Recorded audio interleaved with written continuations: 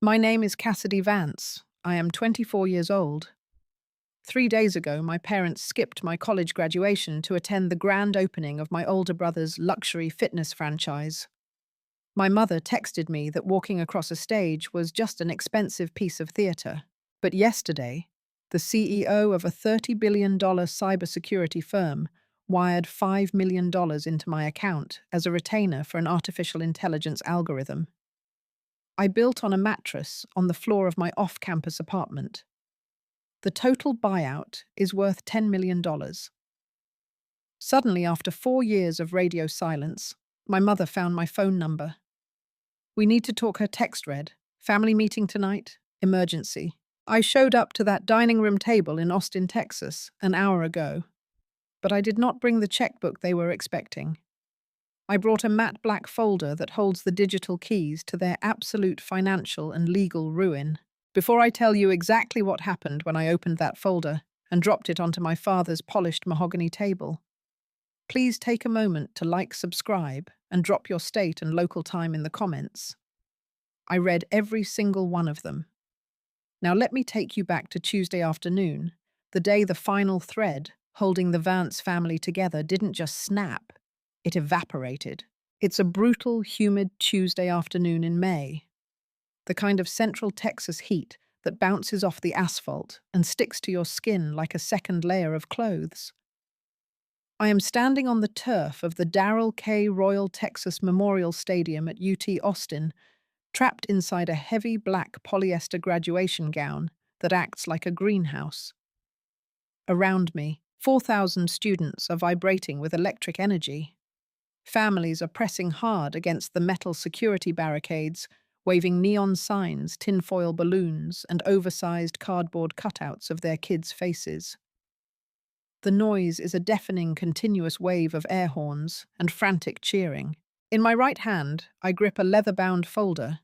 Inside is my diploma. Summa cum laude in computer science, specializing in predictive AI and cyber forensics. 4 years of working the graveyard shift at an industrial data center. 4 years of drinking bitter, lukewarm gas station coffee just to stay awake through 8 a.m. data structures lectures. 4 years of proving to myself that I could survive in a city without a safety net, without a trust fund, and without a family. I weave through the chaotic sea of hugging families looking for Section 112. Row M, seats 12 through 15. I reserved those exact seats 6 weeks ago the minute the portal opened.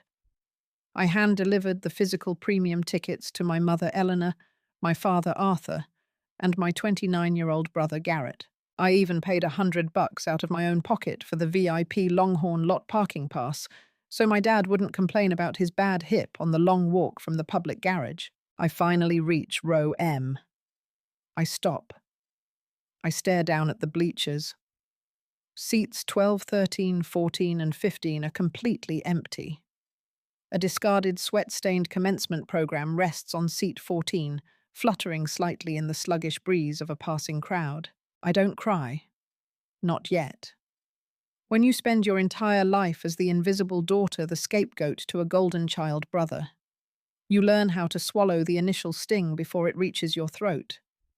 You learn how to catalogue the disappointment, file it away under a cold tab in your brain, and save it for later. I stand there perfectly still, letting the crowd bump into my shoulders. A mother next to me is crying happy tears while she straightens her son's silk stole. A grandfather is proudly adjusting his granddaughter's mortarboard cap for a photo. I just watch the empty aluminum benches. My phone buzzes against my thigh. I reach under the heavy fabric of my gown and pull it out. It's a text message from my mother. It came through 20 minutes ago, right as the dean was calling my name, and I was walking across the stage to a silent stadium floor. I read the words on the screen. "Sorry, Cass. Garrett's Olympus Fitness grand opening is today. The local news is doing a segment on him. We can't miss it. He needs the family support to launch this brand. Your ceremony is just an expensive piece of theatre anyway, walking across a stage for a piece of paper you already earned. We will get dinner eventually. Love you." I read the message 3 times. The word pointless isn't written there, but it drips from every syllable. Eventually. A promise with no expiration date. An afterthought wrapped in a text message because they didn't even have the courage to call me. My brother Garrett is 29.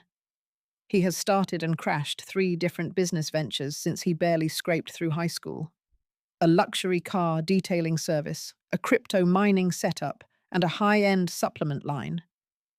Every single time my parents rushed in with their retirement accounts and a blank check to catch him before he hit the concrete. Today is the grand opening of his latest rebrand, a high-end boutique gym franchise in Westlake Hills.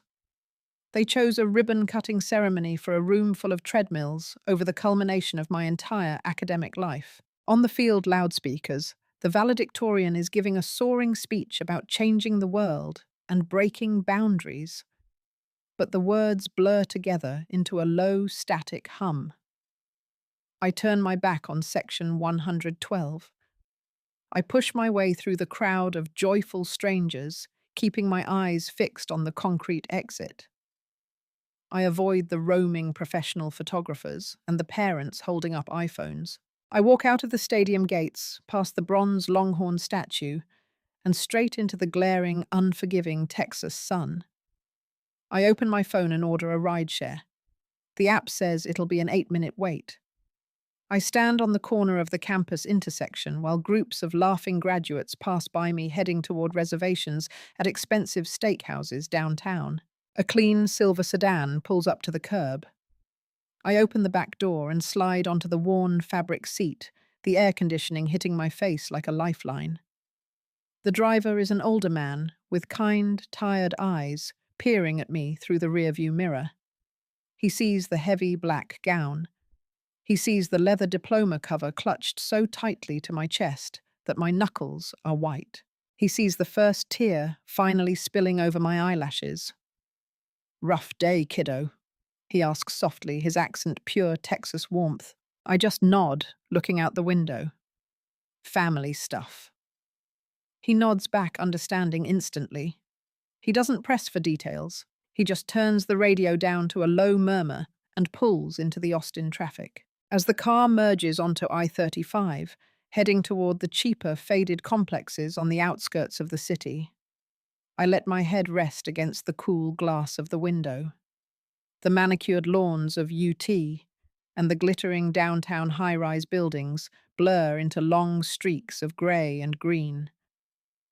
I let the tears fall in the quiet safety of a stranger's car. I cry for the 18-year-old girl who sat in a dark kitchen and found out her entire life's stability had been handed to her brother. I cry for the 24-year-old woman who still foolishly, secretly hoped her parents would show up today and say they were proud of her. I cry until my chest aches and my breathing turns jagged. We are exactly 10 minutes away from my cramped $900 a month studio apartment when my phone emits a sharp, high-pitched digital chime. It isn't the text tone. It's the priority alert I assigned to my secure encryption email. I wipe my eyes with the back of my hand, pull myself up, and unlock the screen. The notification banner shows a sender name that makes the breath completely catch in my throat.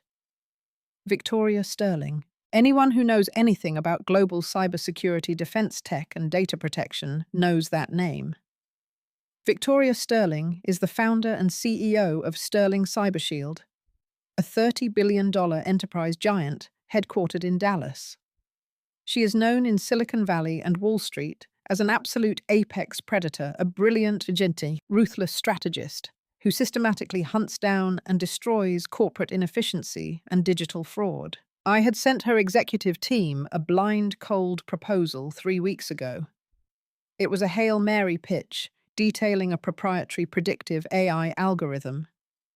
I had spent 3 years writing a code designed to hunt down phantom transactions, hidden asset splitting and corporate liabilities before they trigger institutional collapse. I tap the notification. The email isn't from a low-level recruiter or an assistant.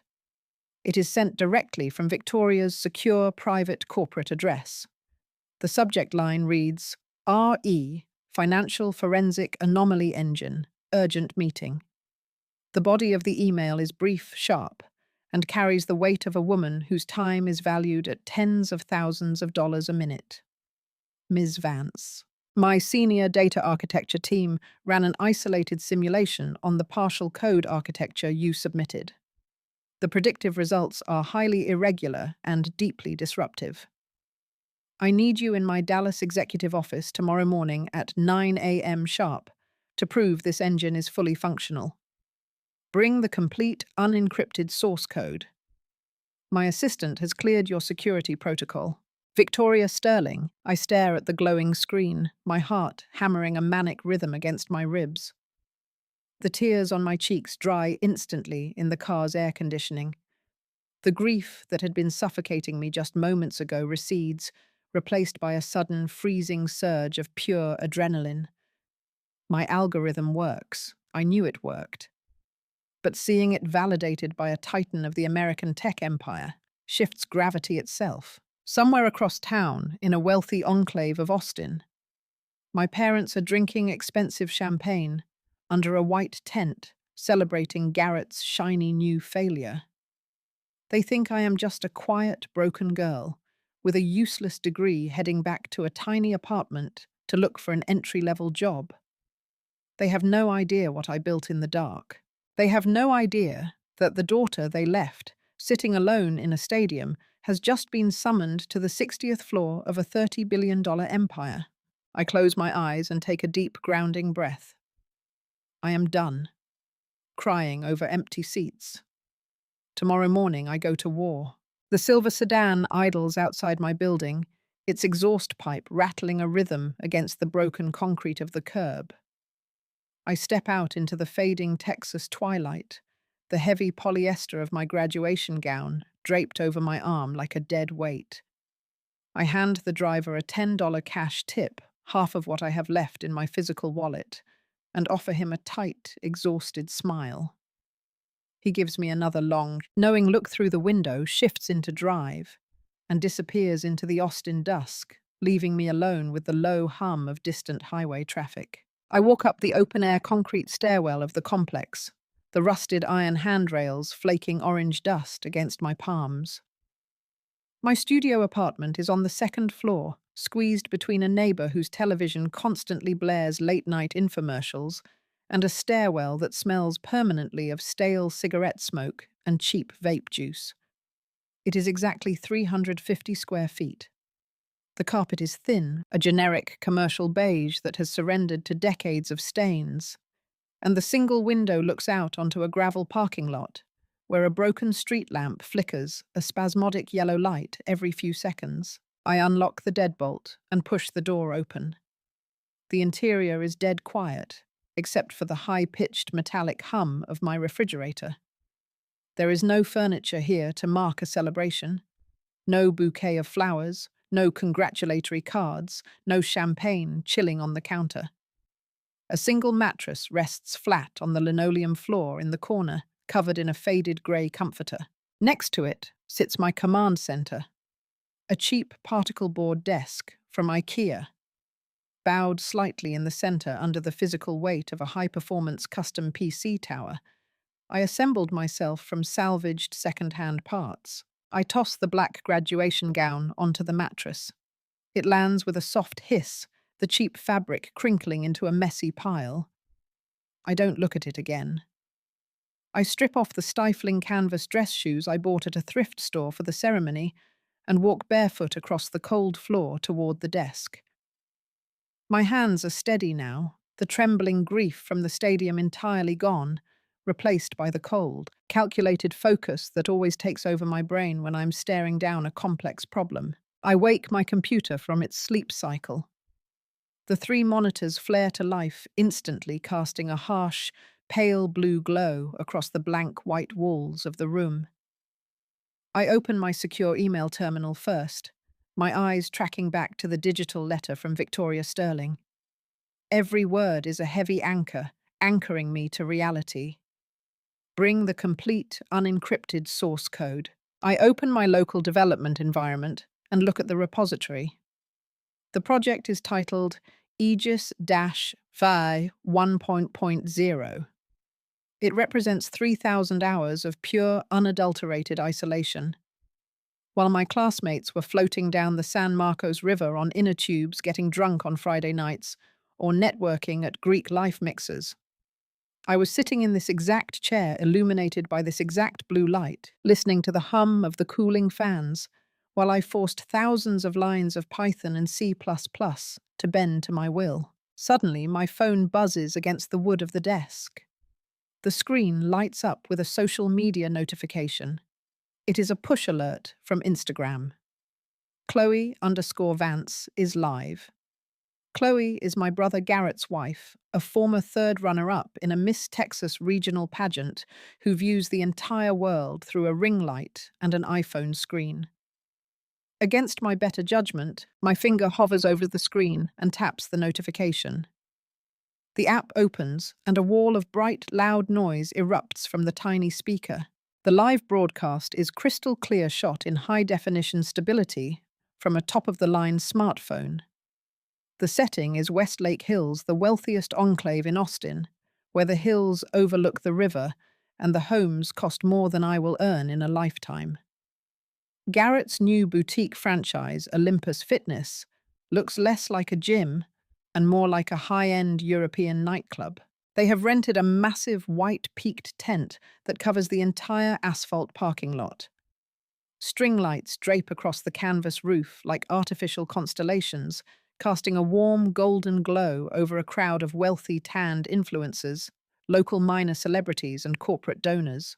Men in tailored linen shirts and women in designer cocktail dresses are milling around a towering ice sculpture carved into the shape of a Spartan helmet, which is slowly melting into a silver tray filled with imported caviar and raw oysters. The camera pans rapidly, and Chloe's heavily contoured face fills the frame, her white teeth flashing a blinding, practiced smile. Hey guys, we are live at the red carpet grand opening of Olympus Westlake. The Empire is officially born. She spins the camera around, catching my brother Garrett in the frame. He is 29 tall, with a gym-sculpted jawline and a custom-tailored navy suit that must have cost 3 months of my rent. He holds up a crystal flute bubbling with vintage Dom Perignon, his chest puffed out with the unearned arrogance of a man who has never had a credit card declined. "We're just getting started, baby," Garrett shouts over the thumping bass of a live DJ standing in the corner. The future of luxury wellness is Vance. The camera pans further to the right toward the VIP lounge area, lined with white leather couches. There they are, my parents, Arthur and Eleanor Vance.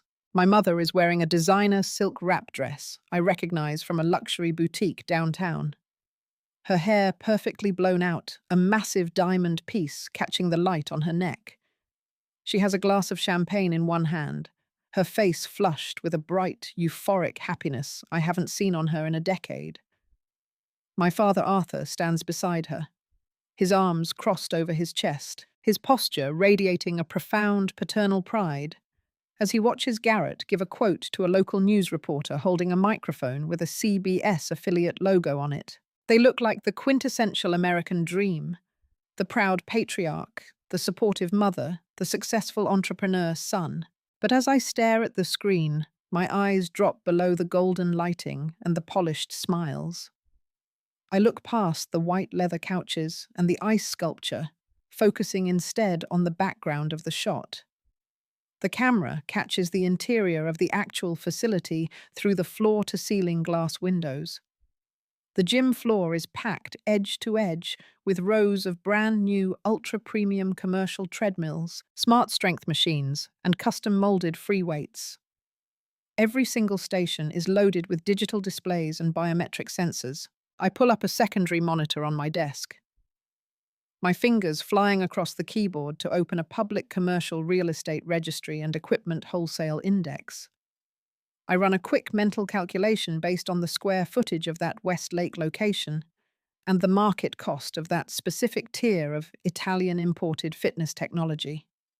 The baseline holding costs, the commercial lease premium, And the initial asset acquisition for a facility of that scale would require a minimum liquidity threshold of $4 million. Garrett doesn't have $4 million. My parents don't have $4 million. I look back at the live stream. My mother is laughing, leaning her head against my father's shoulder as they watch Garrett sign an oversized ceremonial ribbon with a pair of giant golden scissors. They look completely oblivious to the sheer gravity of the numbers. To them, Garrett is a genius who is finally claiming his destiny.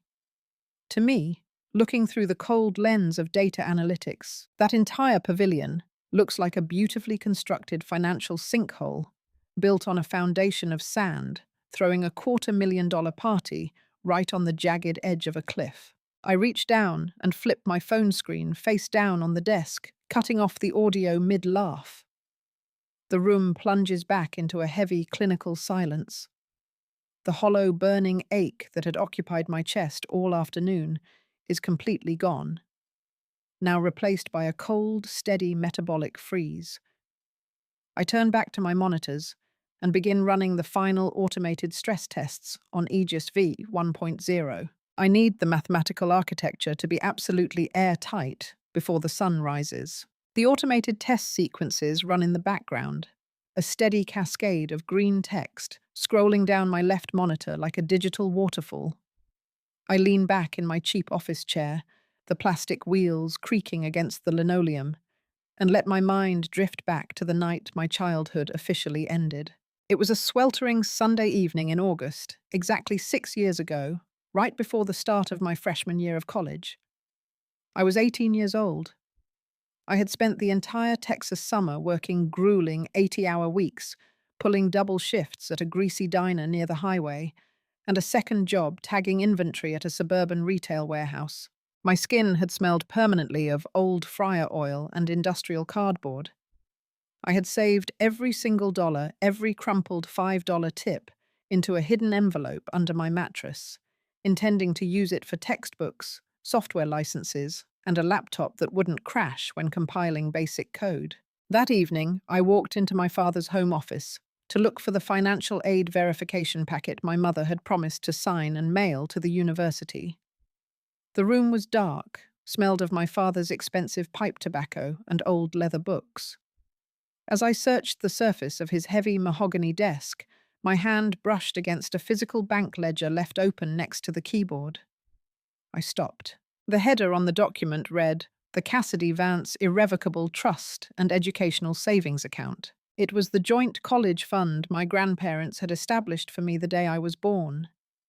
They had seeded it with a modest principal, and over 18 years through compound interest, and my grandfather's disciplined monthly contributions, it was meant to protect me. The last time my grandfather had shown me the statement before he passed away, the balance sat comfortably at just over $60,000, more than enough to cover my in-state tuition lab fees and basic housing at UT Austin. My eyes traveled down the printed page of the ledger to the current balance column at the very bottom. So do muy lam do la hai muy su. I remember standing there in the quiet office, the sound of the crickets outside the window, suddenly amplification into a deafening roar. I thought it was a clerical error, a system glitch, a missing digit. I picked up the heavy paper, my fingers shaking slightly, and tracked the transaction history upward. 3 months prior, there had been a single, massive wire transfer that drained exactly $60,000 out of the account in one fluid motion. The destination routing number belonged to a commercial vehicle liquidation house in Houston. I carried the ledger out of the office and into the brightly lit kitchen. My father Arthur was sitting at the island, meticulously reading the sports section of the Austin American Statesman. My mother Eleanor was standing at the granite counter, slicing fresh heirloom tomatoes for a salad, humming a light tune under her breath. I placed the bank document down on the counter directly next to her cutting board. I didn't yell. I just asked where the money went. Neither of them flinched. They didn't look guilty or ashamed or caught in a lie. They looked profoundly annoyed that their evening had been interrupted by an inconvenience. Arthur didn't even lower his newspaper. He just turned the page, the dry paper rustling loudly in the quiet room. "Your brother needed liquid capital, Cassidy," he said, his voice flat, completely devoid of any emotional inflection. The luxury car detailing business he launched had an opportunity to secure a prime commercial lease near the Galleria in Houston. He needed immediate cash to close the deal. I stared at him, my brain struggling to process the sheer casualness of the betrayal. "You gave Garrett my tuition money. The money Papa grew for me." Eleanor stopped slicing the tomatoes. She turned around, wiping her hands on a linen dish towel, her expression tightening into that familiar defensive mask she always wore whenever someone questioned her firstborn son. "It's a family investment, Cassidy. Garrett is building something real, a legacy. He just needed a little help getting over the initial hurdle. When his business takes off, he is going to provide for all of us, including you. You need to look at the bigger picture." "And what about my picture?" I asked, my voice trembling despite my desperate attempts to hold it steady. "Classes start in 3 weeks. The tuition deadline is in 14 days. How am I supposed to pay for my engineering blocks? How am I supposed to live?" My father finally lowered the newspaper. He looked at me across the kitchen island, his eyes completely flat, indifferent, as if he were looking at a spreadsheet that didn't balance quite right. "You're a smart girl, Cassidy. You've always been the independent one. Figure it out. Go to the financial aid office and take out some federal loans. The interest rates aren't that bad if you qualify for unsubsidized blocks. Garrett is the future of this family's name. We had to prioritize." Prioritize? That was the word they used to justify stealing a young girl's entire educational security blanket to fund a 23-year-old man who had already driven a crypto mining operation and a supplement startup straight into bankruptcy court. I didn't argue with them. I didn't scream or smash the plates or give them the satisfaction of seeing me beg. I walked back to my bedroom, packed every single piece of clothing I owned into 2 duffel bags, and left that house before the sun came up the next morning. I did exactly what my father told me to do. I figured it out. I signed my name on federal loan documents with brutal compounding interest rates that felt like handcuffs. I moved into the cheapest, most run-down, off-campus housing complex I could find, where the plumbing leaked and the walls were paper-thin. And instead of taking one of those prestigious, unpaid summer research internships with the university tech labs, like my peers did to pad their resumes, I drove out to the massive industrial park on the forgotten edge of southeast Austin. I walked into a windowless, cavernous regional data distribution center and got hired on the spot as a graveyard shift server technician. For 4 long years, my life was a punishing, unyielding meat grinder. I would attend advanced computer science lectures and AI architecture blocks from 9 a.m. until 3 p.m., surviving on nothing but adrenaline and tap water. From 3:30 p.m. until 7 p.m., I would lock myself in a hidden corner of the campus library coding until my vision went blurry.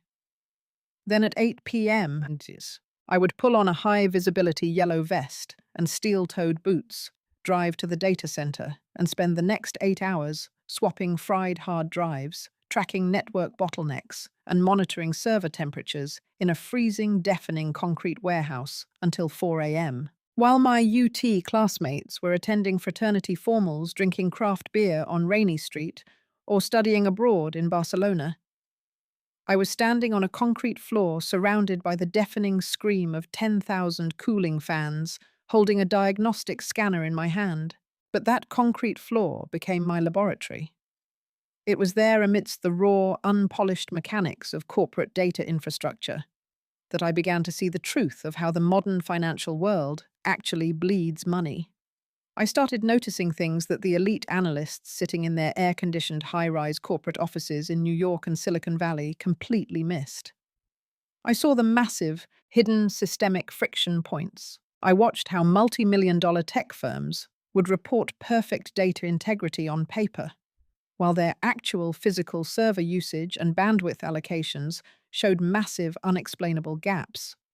Phantom activity designed to look like growth to unsuspecting lenders.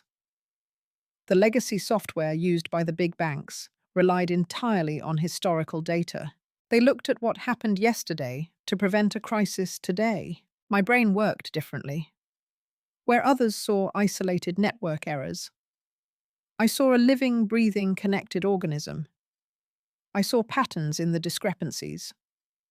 During my 15-minute breaks in the fluorescent-lit break room smelling of cheap microwave ramen and industrial cleaning fluid, I taught myself advanced database manipulation, cyber forensics, and predictive modeling. I bought used torn MIT coding textbooks online and highlighted them until the pages literally disintegrated. I began building Aegis. I fed it real-world variables, bandwidth, volatility, hardware degradation rates, shell company routing patterns, and microtransaction timestamps. I designed an AI algorithm that didn't just react to fraud or structural failure after the fact. It predicted the collapse before the money ever left the vault. I spent 3 years refining that code in the absolute dark, using my own life's survival as the fuel. My professors told me my thesis logic was too aggressive, too disruptive for a student project. They told me I lacked the corporate nuance to understand institutional finance. They told me to aim lower apply for a standard $60,000 a year junior data entry role at a local tech startup and spend 15 years climbing the corporate ladder. I ignored every single one of them. I bypassed the gatekeepers, the HR recruiters, and the middle managers. I sent my raw code architecture straight to the apex predator herself, Victoria Sterling.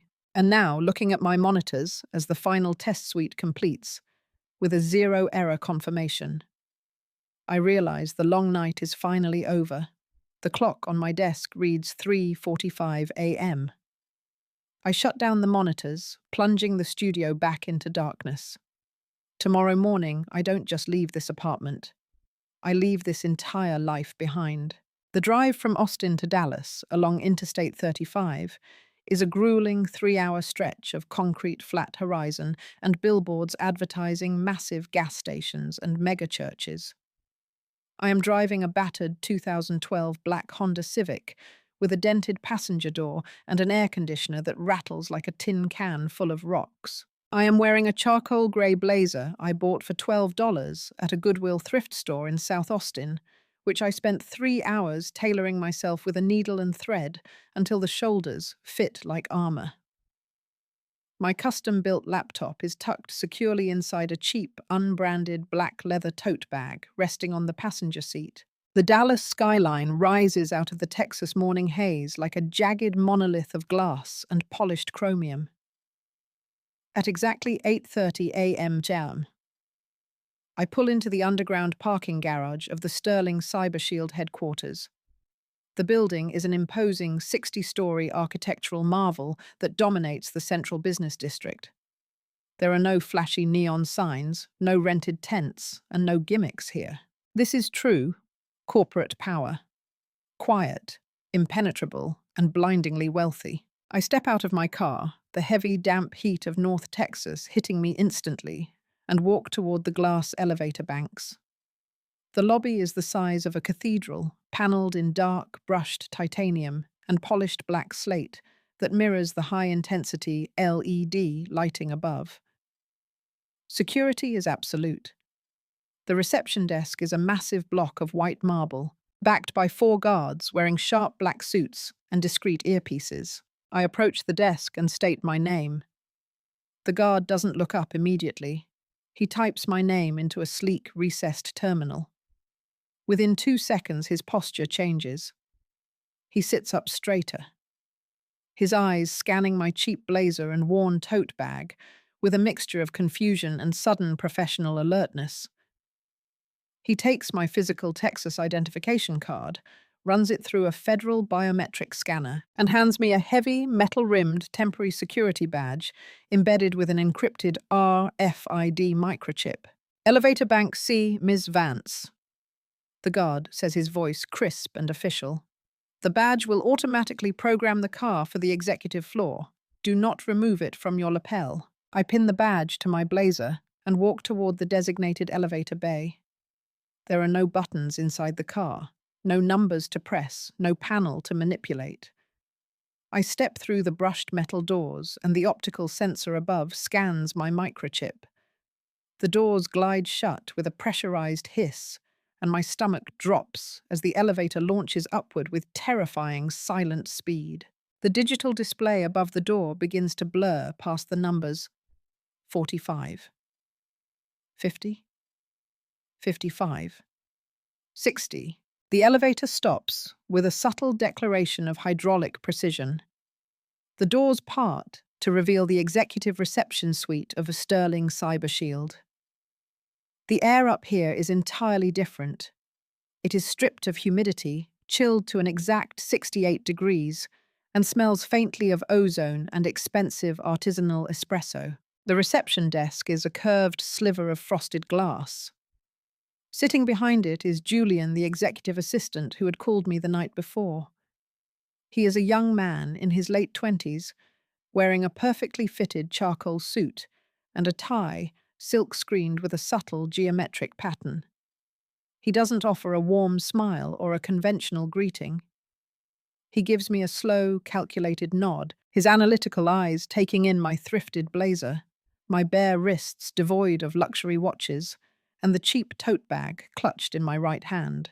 "Ms. Vance," Julian says, his voice carrying the smooth, defensive cadence of a corporate gatekeeper, "you are precisely 7 minutes early. Excellent. Victoria does not tolerate chronological drift."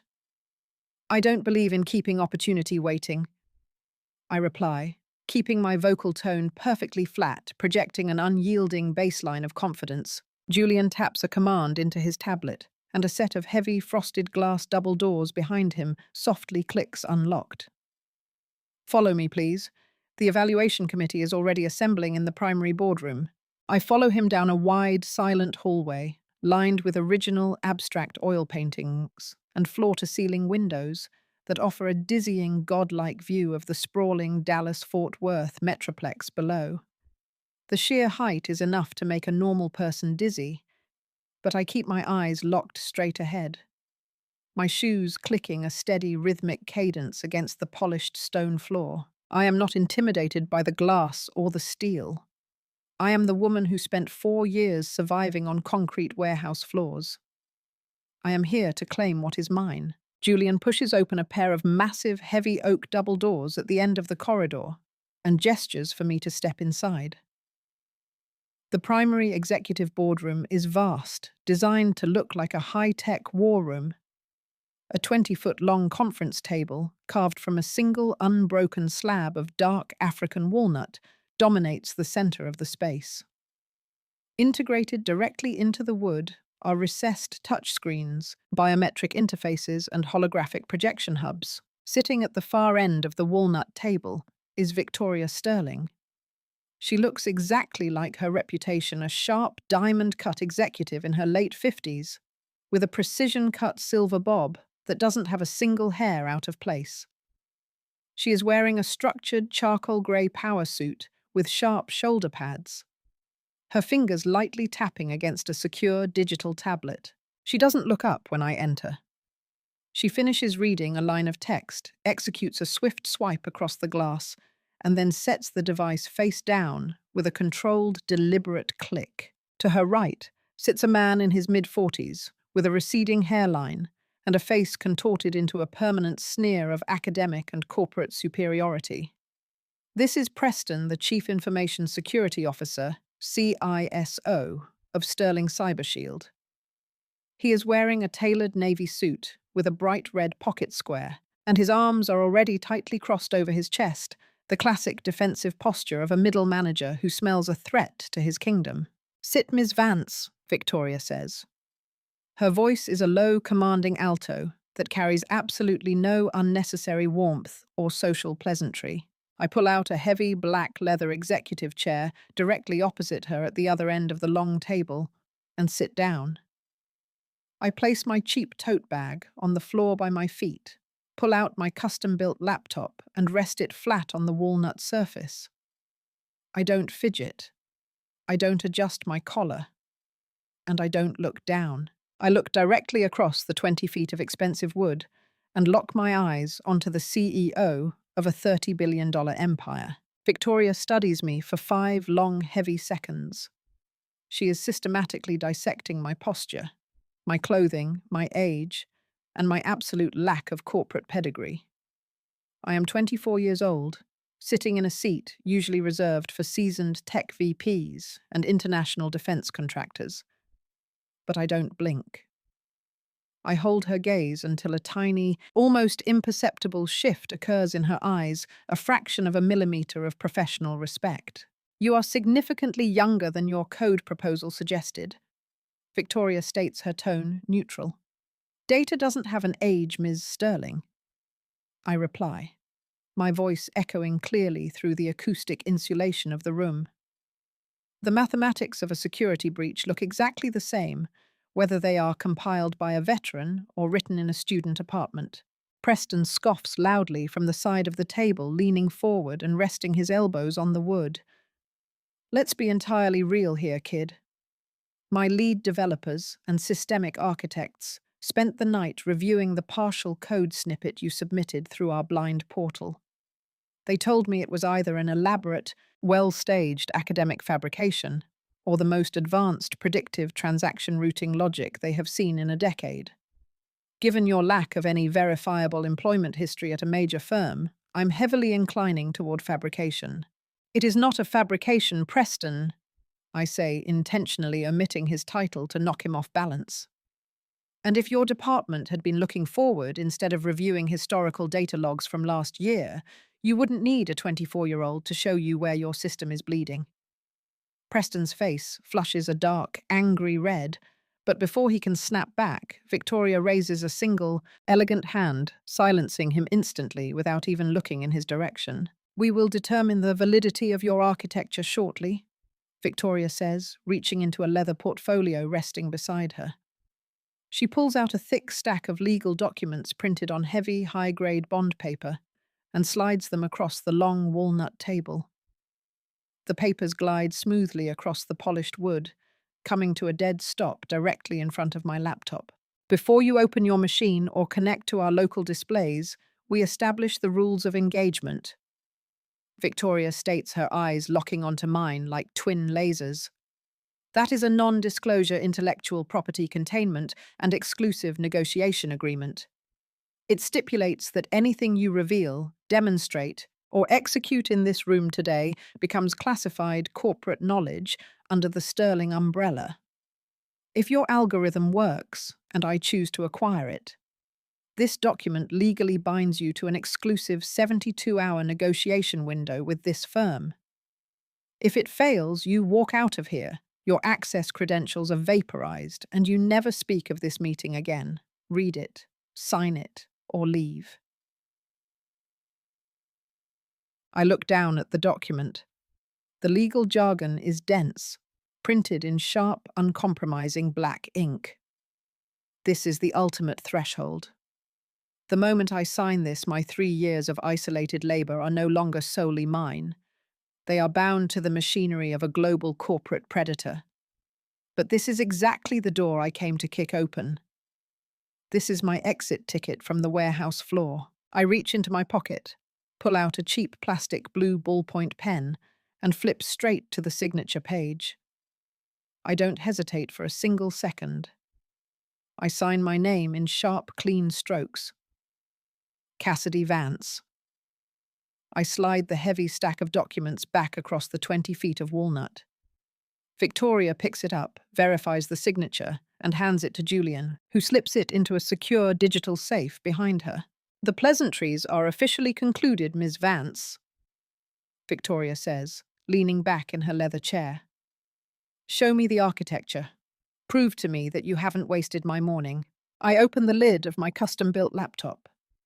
The hum of its dual high-performance cooling fans cuts through the pristine silence of the boardroom like a low-frequency drone. I pull a thick, heavily shielded fiber optic cable from my tote bag and plug it into the high bandwidth data node embedded into the African walnut table. Instantly, the massive 60-inch LED wall behind Victoria Sterling and Preston flares to life, mirroring my command terminal. Lines of raw, vibrant green code begin to cascade down the deep black background of the monitors. There are no flashy, colourful PowerPoint slides. There are no marketing infographics or corporate buzzwords designed to placate clueless investors. This is pure, unadulterated computer science.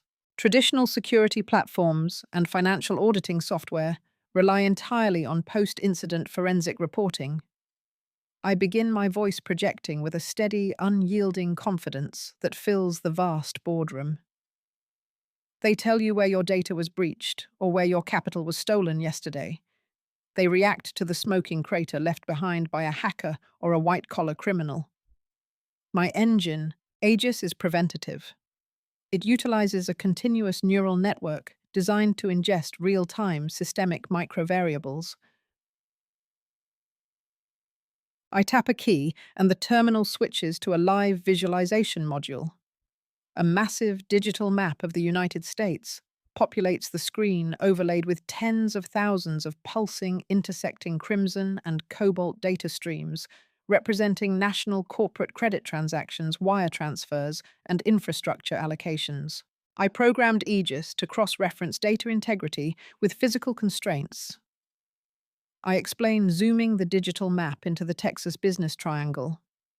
It tracks active server traffic, physical bandwidth consumption, cryptographic key rotation speeds, and corporate credit drawdown intervals.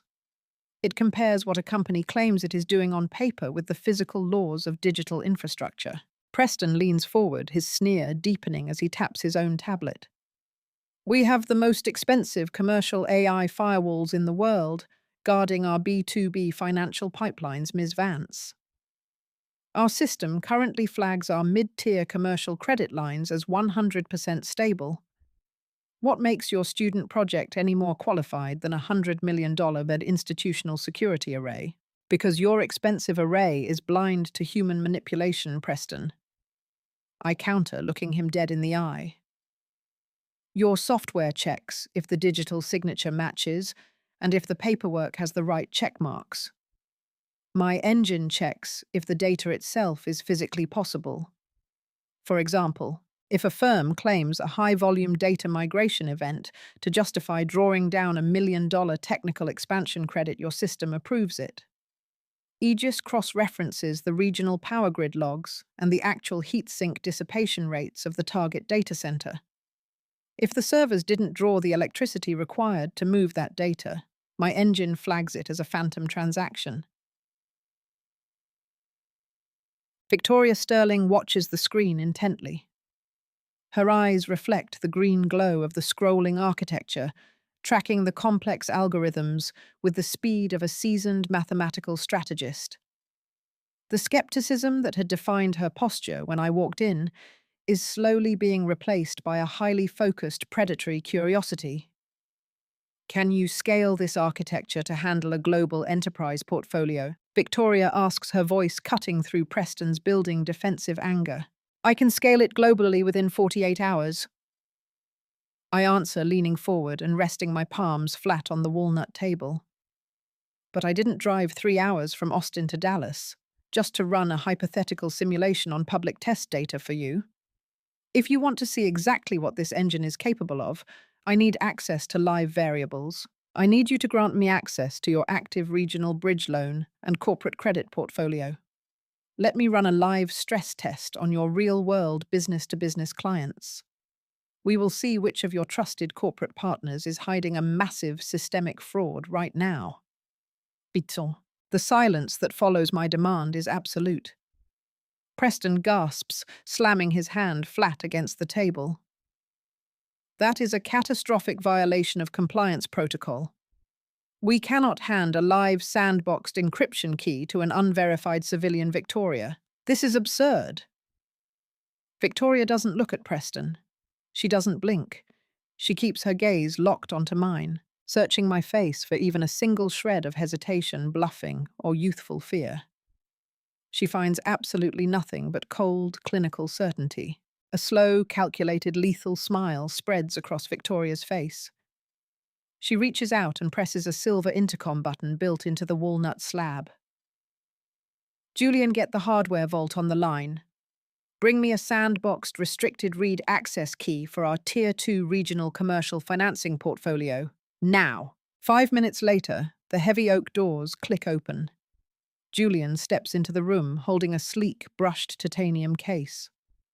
He unlocks it with a biometric thumbprint scan, revealing a heavy military-grade encrypted flash drive that glows with a faint blue security light.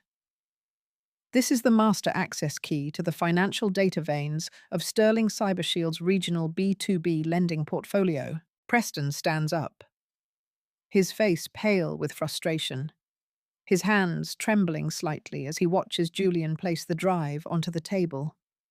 "If your unverified code corrupts our active client servers or causes a systematic data leak, Ms. Vance, I will personally ensure the federal authorities hold you civilly and criminally liable until you are 90 years old." I don't even look at him. I pick up the heavy titanium drive, its cold metal surface resting solidly against my fingers, and plug it directly into the side of my laptop. "I am bridging your database to my local sandboxed virtual environment." I state, my voice dropping into a flat, monotonous professional rhythm as my fingers fly across the mechanical keyboard. The Aegis engine is now scanning the last 12 months of transaction manifests, hardware utilization logs, credit drawdowns, and asset declarations for every mid-sized commercial client in your North Texas tier. It is looking for data anomalies, things that human auditors and legacy firewalls miss because they are too busy looking at profit margins to notice physical impossibilities. I hit the execute key with a definitive hollow click of the spacebar. The massive LED wall behind Victoria goes completely black for 2 agonizing seconds. Then a thick white loading bar appears, followed by millions of lines of rapid blurring data sorting through the Aegis neural network. I sit back in my executive chair and cross my legs. Preston stands with his arms crossed tightly, staring at the screen, desperately waiting for my program to crash, to glitch, or to report a zero-finding result, so he can throw me out of his office. Victoria remains perfectly still, her sharp chin resting on her knuckles, her dark eyes tracking the flickering numbers reflecting off the glass walls. 1 minute passes, then 2, then 3. Suddenly, a loud, sharp, high-pitched digital alarm chimes from my laptop speakers. The scrolling green text on the 60-inch LED wall stops instantly. A single isolated corporate client file pulls itself into the absolute center of the display, expanding until it dominates the room. The entire perimeter of the digital window flashes a harsh, blinding, warning red. In the upper right-hand corner, the risk assessment score populates in bold, blood-red characters. Critical fraud alert, 99.8%. Likelihood of systemic default. Preston drops his arms, stepping 2 paces closer to the screen, his eyes wide behind his glasses. "That's impossible. That can't be right. That account is in perfect standing.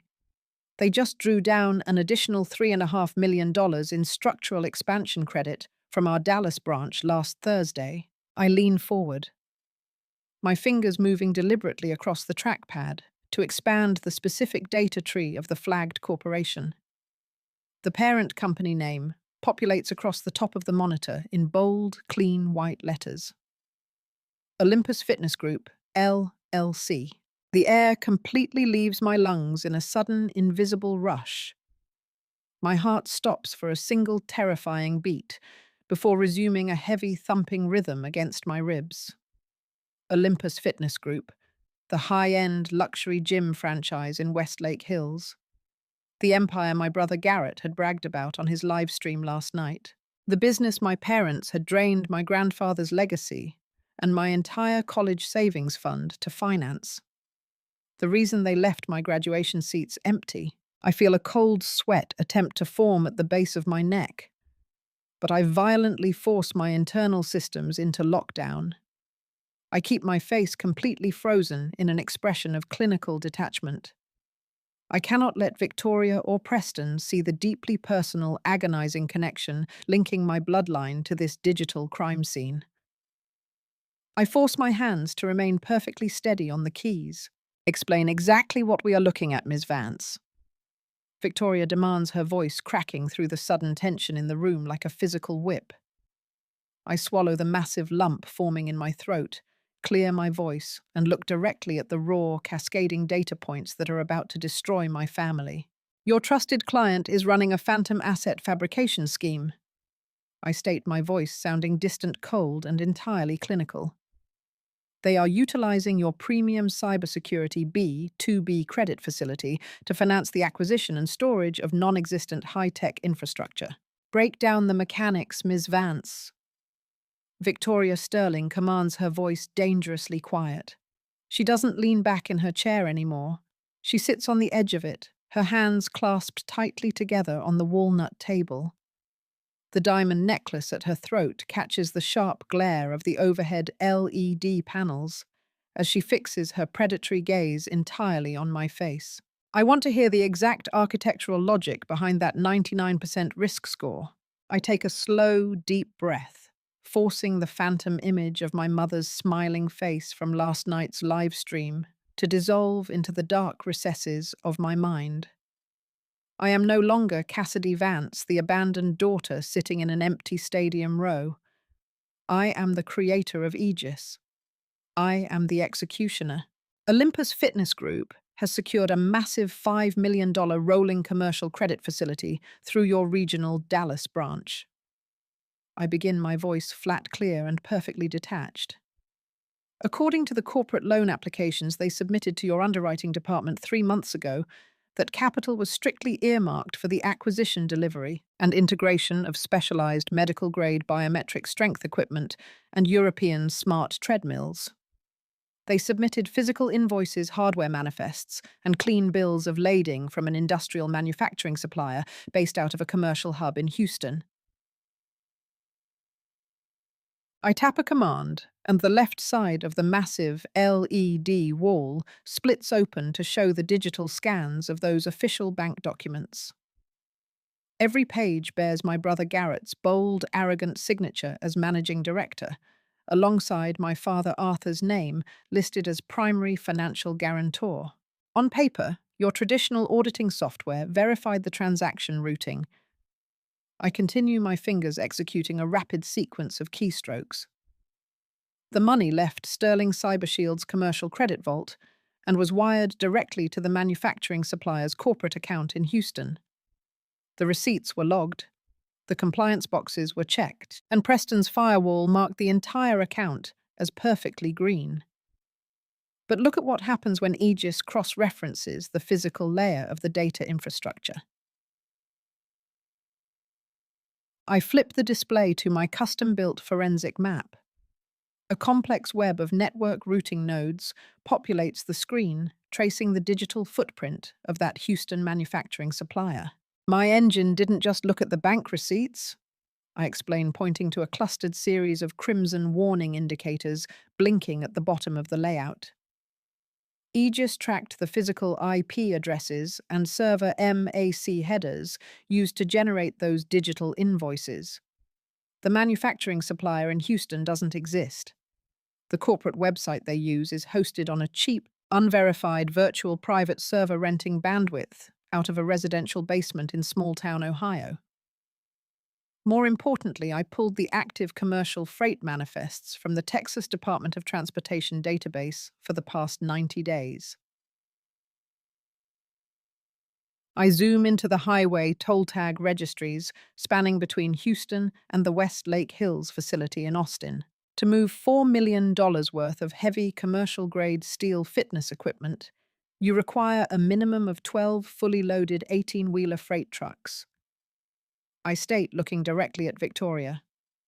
According to the physical tollgate logs, weight station registries, and regional traffic camera data streams along the I-35 corridor during that entire 3-month window, not a single commercial cargo vehicle registered to or associated with that supplier ever made the trip.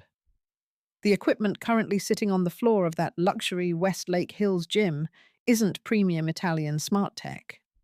They are cheap, unbranded hollow plastic replicas purchased from overseas liquidation websites for pennies on the dollar, fitted with basic, uncalibrated digital tablets to make them look sophisticated to unsuspecting wealthy clients. Preston's mouth hangs open, his face draining of all color until his skin matches the white marble of the lobby downstairs. He looks down at his tablet, his fingers trembling as he frantically tries to access his own system logs to disprove my words. That would mean the entire $5 million drawdown wasn't an investment. It was an immediate cash extraction. Exactly, I say, dropping the hammer. The Houston supplier is a shell corporation controlled through an anonymous layered LLC registered in Delaware. The moment your Dallas branch wired the $5 million into that account, the funds were immediately split into dozens of microtransactions.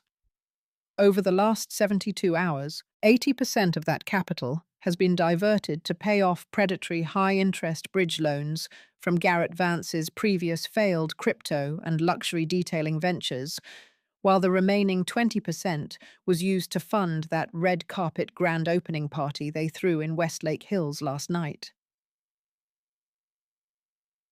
I lean back, crossing my arms over my tailored blazer. Olympus Fitness is an empty shell. It generates zero organic revenue. The entire enterprise is a classic asset-stripping fraud designed to look like a booming luxury empire, while the founders use your capital to maintain the illusion of wealth.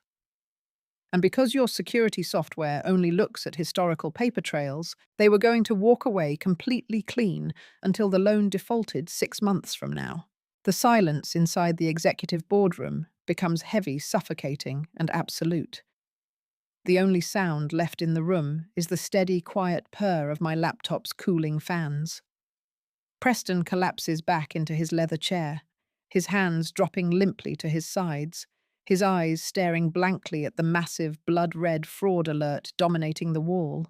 He knows his career as Chief Information Security Officer is effectively over. He had personally signed off on the security compliance certification and for the Olympus portfolio less than 30 days ago. Victoria Sterling remains motionless. Her face has hardened into an expression of chilling, terrifying calculation. She doesn't look angry.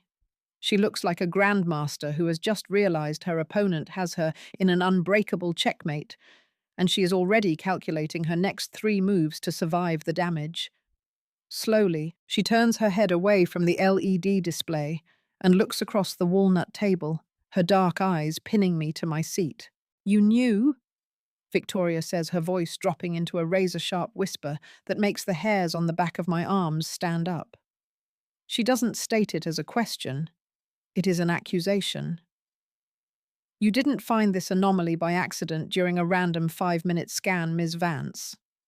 You targeted this specific portfolio block. You knew exactly what rock to flip over to find this worm." I don't flinch. I don't let a single muscle in my jaw twitch. I keep my hands resting flat on the table, channeling every ounce of cold, calculated survival instinct I had refined during those long, lonely nights on the industrial data center floor. "It doesn't matter how I found it, Ms. Sterling," I reply, my voice completely steady, matching her whisper with equal force. "The only thing that matters in this room right now is that my engine found a $5 million criminal liability bleeding inside your system in less than 10 minutes. An anomaly that your entire $100 million security infrastructure and Preston's hand-picked team of elite analysts missed entirely. If Aegis can do this with a restricted sandboxed Tier 2 read-only key, imagine what it will find when I turn it loose on your entire global portfolio." Victoria studies me for several agonizing seconds, her fingers lightly drumming a slow rhythm against her tablet. If I call the federal authorities right now, this entire family ring is arrested by noon. We freeze the remaining assets, liquidate the physical facility in Austin, and execute our corporate clawback clauses to recover our capital. You could do that? I say. A cold, calculated smile, finally playing at the edge of my lips. But if you do that through a standard public legal filing, the media gets a hold of the court documents. The financial world finds out that Sterling Cybershield, the ironclad fortress of global enterprise security, was completely tricked by a third-tier gym entrepreneur and a retired car salesman from Central Texas using a basic shell company. Your stock price takes a hit, your institutional investors lose confidence in your defensive firewalls, and your competitors use it to hunt your clients. Victoria's eyes narrow slightly. She knows I am entirely right. In the world of high-stakes corporate security, the reputation of invulnerability is worth far more than $5 million of lost liquidity. So what is your alternative, Ms. Vance? Victoria asks, leaning forward, her voice carrying a newfound layer of sharp, genuine professional respect. You execute the exclusive buyout agreement we signed 10 minutes ago. I state, leaning forward until I am staring directly into her eyes across the dark wood. You wire the $5 million retainer into my personal account immediately to secure the intellectual property rights for Aegis V1.0, with the remaining $5 million structured over the next 24 months as a consulting integration fee.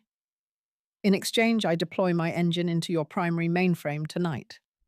I will quietly patch the vulnerability, isolate the Olympus fraud, and create a secure digital containment protocol. I reach down and light up my phone screen, pulling up the draft text message my mother had sent me earlier. I will personally handle the liquidation of the Vance family assets. I continue, my voice dropping into a tone of absolute chilling finality. I will force them to turn over the keys to the Westlake Hills facility, their personal real estate holdings, and their corporate accounts directly to Sterling Cybershield to settle the debt quietly without a single public court filing, without a single news headline, and without a single blemish on your corporate record. You get your capital back. You get the most advanced predictive AI security engine on the planet, and I get the keys to their destruction. Victoria looks at me, her sharp silver bob catching the light as she nods, slowly recognizing the sheer, beautiful brutality of the strategy. She reaches out her hand, her long fingers hovering over her intercom button. "Julian!" Victoria orders, her eyes never leaving my face. "Get the legal team to finalize the immediate capital transfer paperwork for the Aegis acquisition. $5 million to Ms. Vance's designated routing node by noon. And Julian, prepare the corporate executive transport. We are heading to Austin tonight. It's time for a family meeting." Here is part 10 of the story, and part 10 of the written at exactly 1,000 words to deliver the explosive climax of the family confrontation. The drive back to Austin is completely different. The rattling of my old Honda Civic no longer feels like the sound of poverty. It feels like the steady, low countdown of a detonator. My phone sits in the cup holder, its screen lighting up every few minutes with a new notification from my bank app. Deposit confirmed $5 million. The 5 followed by 6 zeros looks flat digital and completely lethal on the glass screen. I pull up to my parents' suburban home in the wealthy Westlake Hills neighborhood at exactly 7:30 p.m. It is a sprawling, multi-million-dollar Mediterranean-style villa with manicured lawns and a curved cobblestone driveway. Parked out front is my brother Garrett's brand-new matte black Porsche Cayenne, its polished rims catching the warm glow of the landscaping lights. Next to it sits my father's luxury Mercedes sedan. They are all here. The whole empire of illusions gathered under one terracotta roof. I grab my unbranded black leather tote bag from the passenger seat. Inside rests the matte black plastic folder Julian had handed me before I left the Sterling Tower. It contains the printed, stamped, and legally binding corporate asset seizure warrants, the forensic digital tracing logs of Olympus Fitness Group, and the personal financial liquidation demands, signed by Victoria Sterling herself. I walk up the stone steps and push the heavy oak front door open. I don't knock. I don't belong to this house anymore, so I don't need to ask for permission to enter. The interior smells of expensive vanilla candles and roasting garlic. From the dining room down the hall, I can hear the loud, boisterous sound of clinking wine glasses, heavy laughter, and Garrett's loud, arrogant voice projecting through the space. I'm telling you, Dad, by Q3, we look at expanding the franchise to Dallas and Houston. Garrett brags as I step into the archway of the dining room. Sterling Cybershield's underwriting team didn't even blink at our secondary line request. We are playing with house money now. The laughter dies instantly the moment my shadow falls across the long, polished mahogany dining table. My mother, Eleanor, freezes with a crystal wineglass halfway to her mouth.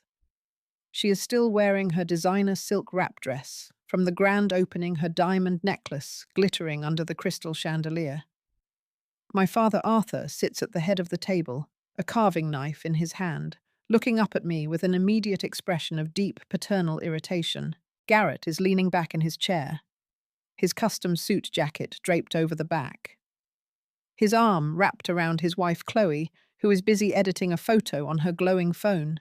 Cassidy, my mother says, her voice tightening as she lowers her glass. You're late, and you didn't answer any of my texts. We've already started dinner. Sit down, your father is cutting the prime rib. I didn't come here to eat your food, Eleanor, I say, my voice sounding incredibly cold, flat, and hollow in the formal room. I stay standing at the foot of the table, directly opposite my father. Arthur slams the carving knife down onto the silver platter with a loud metallic clatter. Excuse me. You will address your mother with respect in this house, young lady. We called this emergency meeting because your brother's business is expanding rapidly, and we need to restructure our family asset distribution. We need your legal signature to waive your secondary beneficiary rights on the old family estate, so we can secure an additional collateral bridge loan for Olympus. An additional loan? I ask, a slow, clinical smile spreading across my lips. You mean the $5 million you already stole from Sterling Cybershield wasn't enough to cover Garrett's bleeding crypto debts? The entire room plunges into a freezing, breathless silence. Garrett's jaw drops, his face instantly losing its tanned, affluent color. He sits up straight, his eyes darting frantically toward my father. What the hell are you talking about, Cass? How do you know about our credit facilities? I know everything, Garrett, I say softly. I reach into my tote bag, pull out the matte black folder, and drop it heavily onto the polished mahogany table. It lands with a solid, definitive thud right next to my mother's wineglass.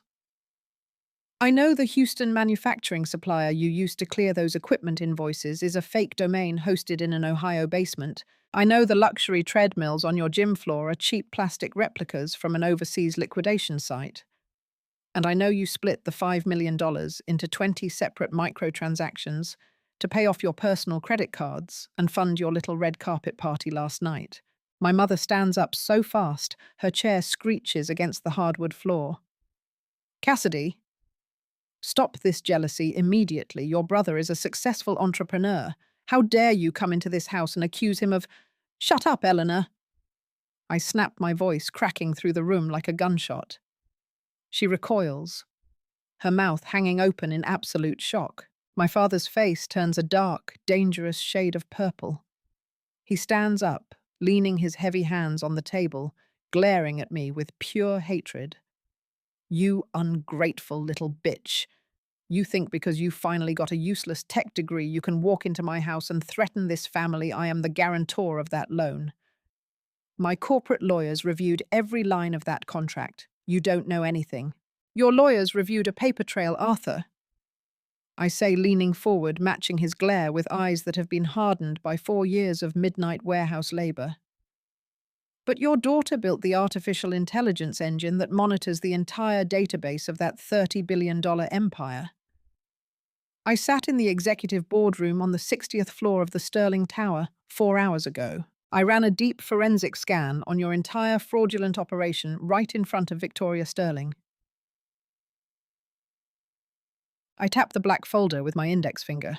Victoria signed the asset acquisition paperwork at noon. I am now the official proprietor of that enterprise security engine. And these documents. This is your immediate corporate foreclosure notice. Victoria Sterling isn't calling the FBI because I offered her a cleaner alternative. You have exactly 24 hours to sign over the deeds to this house, the keys to the Westlake Hills facility, and every single personal bank account associated with the Vance name, directly to Sterling CyberShield to liquidate the debt. Garrett stands up, his hands shaking violently as he reaches for the black folder, ripping it open. His eyes scan the stamped legal warrants, the IP tracking logs, and the direct capital clawback clauses bearing the official holographic seal of Sterling CyberShield.